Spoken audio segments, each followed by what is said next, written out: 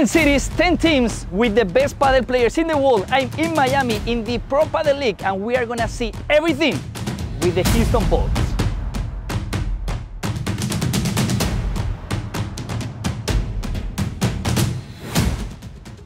The NBA, the NFL, the MLS, sport leagues in the USA have always operated with franchises, and so has the Pro Padel League. There are 10 teams representing 10 different cities: Toronto, San Diego, Miami, Cancun, Los Angeles, Arkansas, Las Vegas, New York, Orlando, and Houston. Among the owners of these teams, there are people more or less linked to padel, but there is someone special that have 50 million followers and is one of the most listened singers worldwide, Daddy Yankee. DY has bought the Orlando franchise, signing Lima, Victor Ruiz or Jim Madrid, but this is not something new for him, as he has also a baseball team. But why has he decided to have a PPL team? Well, without a doubt, one of the main reasons has to be his love for padel, because I have seen him playing every day in Miami. Actually, he's improving every day, and he even dared to a challenge that I proposed him.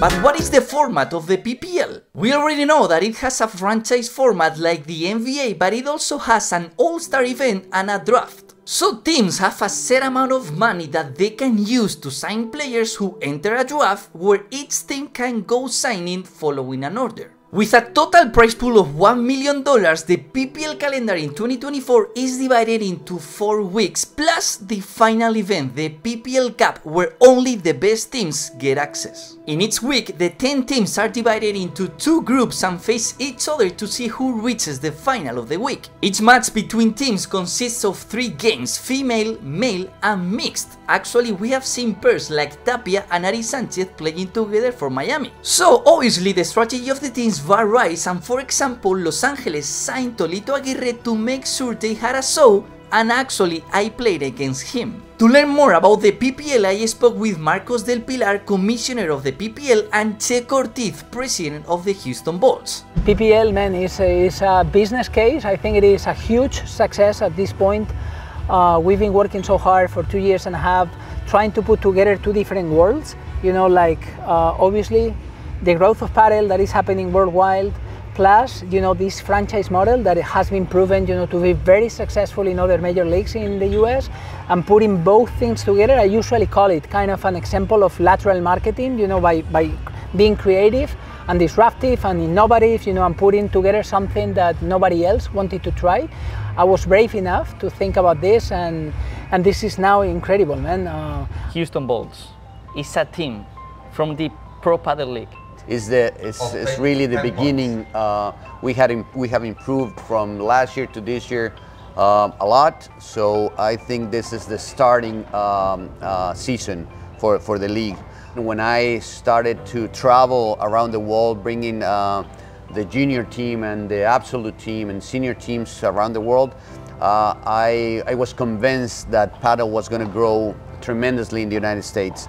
The Houston Bolts is the 10th franchise of the league.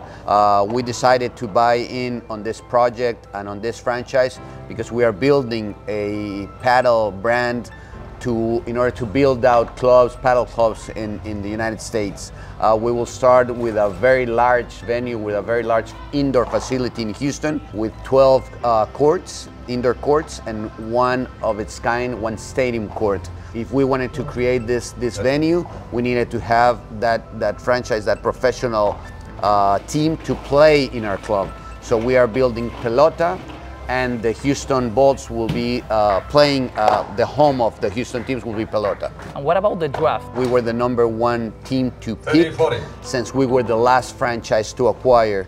The last team to select their players was the winning team, which was Vegas for last season. Yes, draft, it's a very important procedure of selecting your players for any sports here in the United States.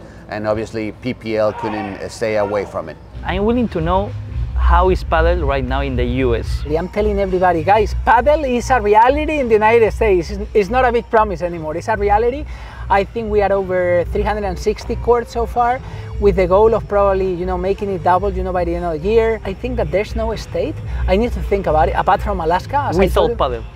Without a project that I know in that state. Right. At least one project in all the states. I think I need to think about it a little bit more, but I think I mean, if it's everywhere. not 50, it's 47. Exactly. How is that possible that Tapia, the world #1 player in the world, is here? The fact that we are putting teams together, competing against each other, I think it is very cool for the players, very appealing. But also, it's not only what PPL, from the league side is doing. I want to share the credit with the owners. The owners are making the bet, they are, bringing them, offering them good contracts.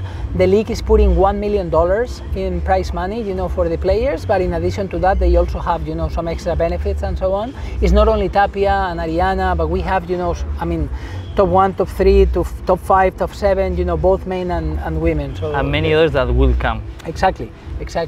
We as owners did not believe that we were going to get this kind of a talent as we did in this season in 2024.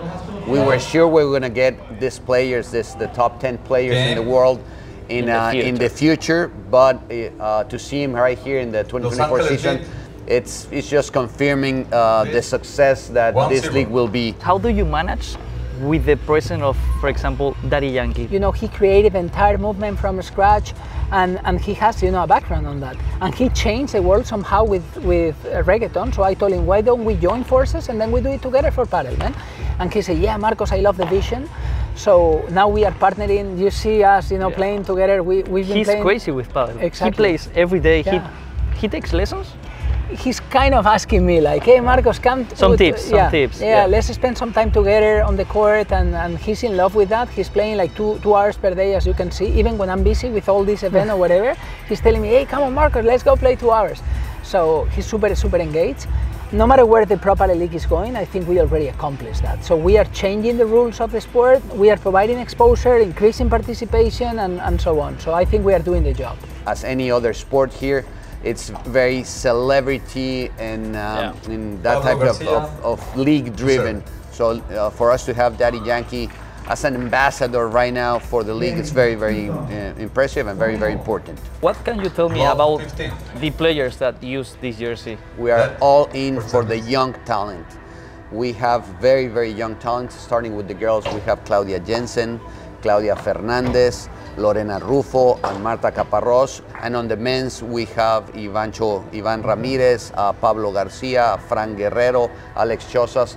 So we have very young talents. Every time we get out of the van and get to a place or to a restaurant, I feel really happy and really proud of the players we got. The future of the sport belongs to the young kids.